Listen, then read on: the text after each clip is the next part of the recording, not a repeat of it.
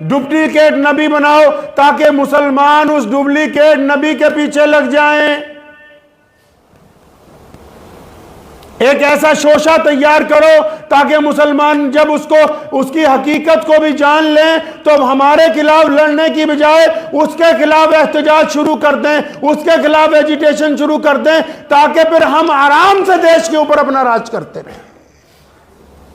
ये जो मैं आपको कहानी सुना रहा हूं, ये सिर्फ इस्लाम की नहीं है, इस देश की, हमारी मिट्टी की जंग आजादी की भी ये कहानी है। ये उन गद्दारों की कहानी है, ये उन बेईमानों की कहानी है, ये उन मिल्लत फरोशों की कहानी है, ये उन जलील लोगों की कहानी है कि जिनकी वजह से हमने 200 साल बाद आजादी हासिल की है। अगर वो गद्दारी ना करते, अगर वो बेईमानी ना करते, अगर वो अपना ईमान ना बेचते, तो आज से 100 साल पहले देश आजाद हो जाता और आज हम जिस जगह पे हैं इससे 100 साल आगे ज्यादा तरक्की कर रहे होते।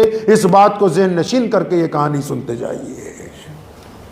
ये सिर्फ इस्लाम की नहीं है। अगर कोई अफसर, अगर कोई गैर मुस्लिम ये समझ के कादियानियों की मदद करने के लिए आ जाए कि शायद ये इस्लाम के खिलाफ हैं, अगर ये सिर्फ इस्लाम के खिलाफ होते तो हमें कोई तकलीफ ना होती, ये मुल्क की जंग आजादी के गद्दार हैं। उठाओ वो तारीख, वो दिन जब मलका एलिजाबेथ ने कहा कि कोई झूठा नबी बनाओ। झूठा नबी बनाने की क्या जरूरत थी? बनाना था तो मक्के मदीने में बनाते ना, जाके जहां से इस्लाम चला था। बनाना था तो किसी अरब मुल्क में बनाते जहां इतने नबी पैदा हुए। बनाना था तो तुर्किया पर भी अंग्रेजों की हुकूमत थी, वहां पर जाके बना सकते थे, फलस्तीन में जाके बना सकते थे, लेकिन वहां नहीं बनाया क्योंकि वहां पर उनका राज स्थापित नहीं था, वो कुछ नहीं कर सकते थे। भारत में इसलिए झूठा नबी बनाया क्योंकि अंग्रेज यहां अपने आप को ताकतवर करना चाहता था। मुसलमानों को गैर मुस्लिमों के साथ जो मिलकर जंग आजादी लड़ रहे थे उससे अलग करने की एक साजिश के तहत एक डुप्लीकेट नबी जो है वो पंजाब की जमीन के ऊपर खड़ा किया गया। और पूरे मुल्क में पंजाब भी इसलिए, ये भी सुनते जाओ, पूरे मुल्क में पंजाब भी इसलिए चुना क्योंकि पंजाब के लोग पूरे देश में सबसे ताकतवर हैं।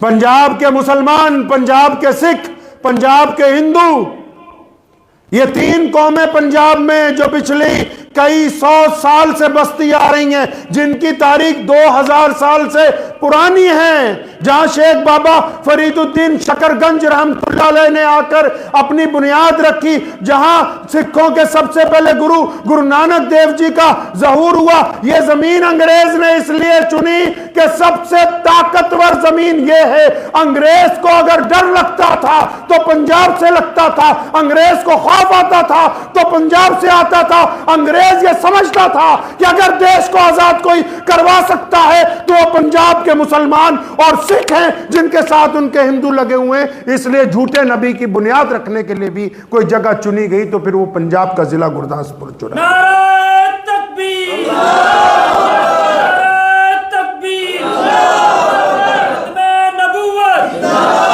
में नबूवत, नारे तकबीर। तो फिर क्या हुआ? अंग्रेज ने कहा पंजाब के गवर्नर को कि एक झूठा नबी तैयार करो। अब गैरतमंद लोग, आपको पता, गैरतमंद लोग जो होते हैं वो अपना ईमान नहीं बेचते।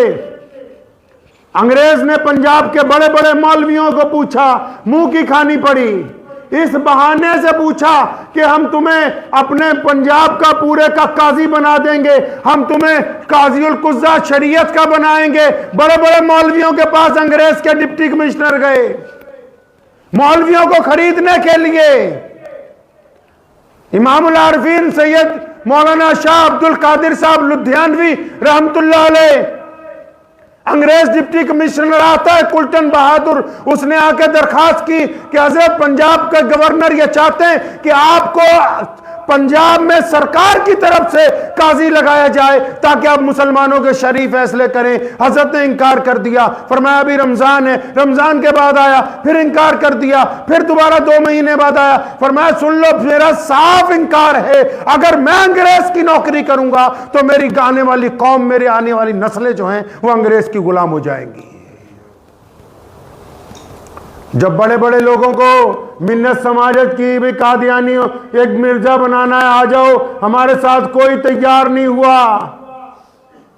तो अबू जहल की नस्ल का एक खानदान, उबई बिन काब की नस्ल का खानदान, अबू लहब, उतबा और वलीद की जो छोड़ी हुई नस्ल है उनका एक खानदान कादियान के अंदर मौजूद था, जो पहले से ही अंग्रेज का मुलाजिम था, अंग्रेज के तलवे चाटता था। जिस दौर में लोग अंग्रेज के लिए लड़ते हुए फांसी के फंदे चूम रहे थे, जिस दौर में लाला पूला राम जैसे लोगों ने सिर्फ एक मुसलमान को पानी पिलाने के बदले अंग्रेज की फांसी के फंदे को चूमा, जिस दौर के अंदर मुसलमान और हिंदुओं ने मिलकर अंग्रेज से टक्कर ली 1857 से 1988 तक, उसी दौर में एक कादियान का परिवार अंग्रेज के यहां मुलाजिम था, अंग्रेज के तलवे चाटता था, अंग्रेज के घोड़ों की लीद उठाता था। जब कोई नहीं मिला तो अंग्रेज की नजर अपने उस मुलाजिम के ऊपर गई कि यार कोई मुसलमान तैयार नहीं होता है, कम से कम तू ही आ जा,